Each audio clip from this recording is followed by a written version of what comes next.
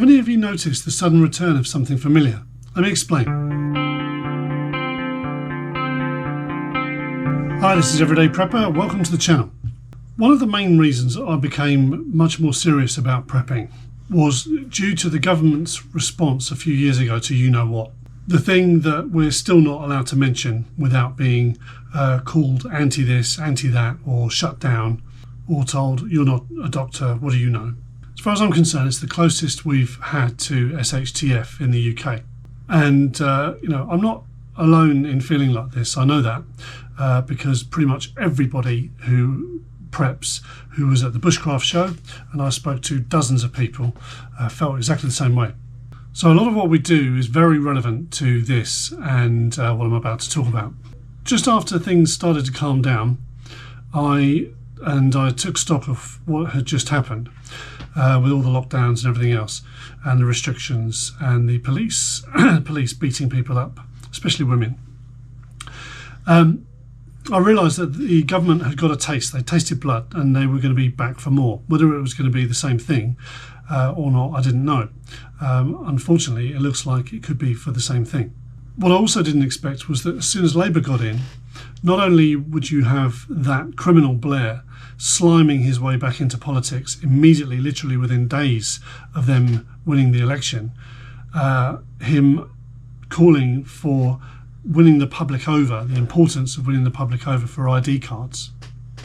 Now, I'll come back to that in a second. What I'm starting to see, especially all over social media, I'm also seeing it on the news as well, is the rise in the virtue signalling again, which goes like this. Oh, I tested positive. I need to cancel my meeting to protect everybody else. I need to cancel my visit to protect my family. Even Biden's playing that card to stop having to deal with the public or do any of his duties. The same Biden that said, if you get the jab, you won't get the illness. You certainly won't die from it. He's had it how many times?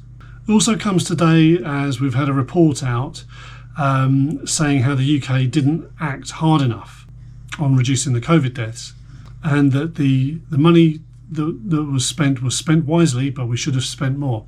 Yeah, that money that was spent on giving massive PPE contracts to families of the Tory government MPs who were in at the time, people that had these contracts who had never even opened a business before, let alone manufactured PPE.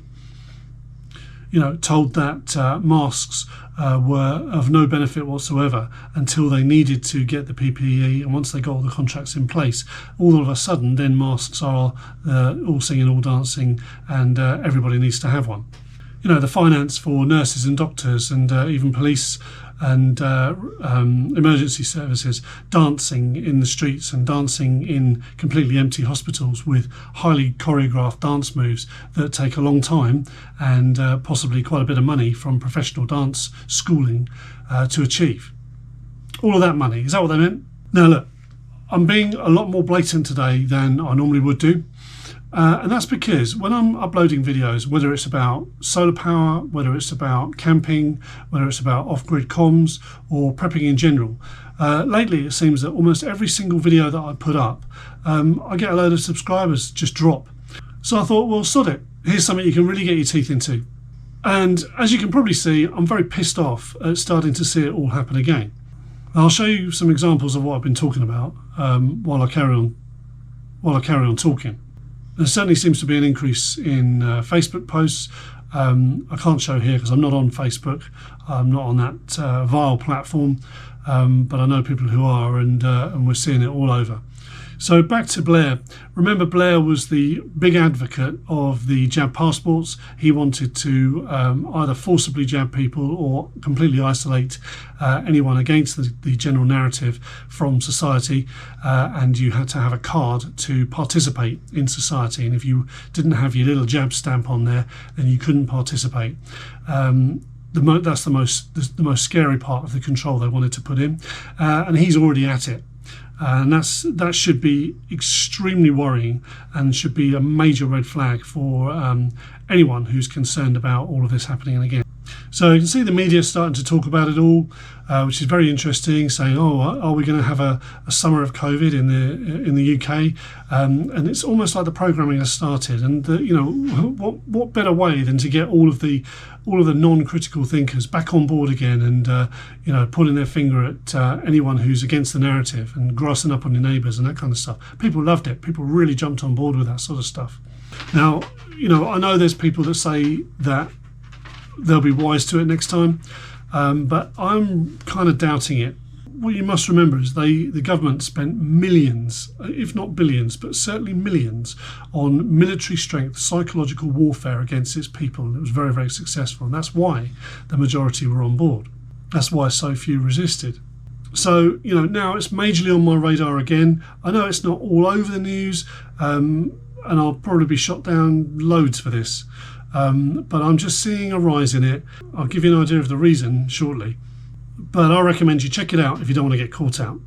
Let me know what you think. Have you seen an increase in all this rubbish, especially in the media? Certainly on social media. And what you've also got to remember is, with all these people supposedly testing positive, only the jabbed people are testing. Prove me wrong on that.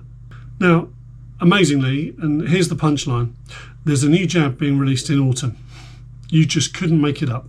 So what I can guarantee, though, is that I will get some absolutely vile comments from people who still believe they're critical thinkers and real preppers, and not the victims of the greatest psychological warfare effort on behalf of a government on its people in history. Those who also conveniently forgot or forget that the fraudulent PCR tests will, if cycled enough time, anything above 25 to 30 will show anyone as positive, because it picks up virus particles, dead or alive, and it cannot and will not show if somebody is infected with live virus. It's not designed for that. These people do forget this very conveniently, and probably because they're told to. But if you question what I've just said there, just look it up.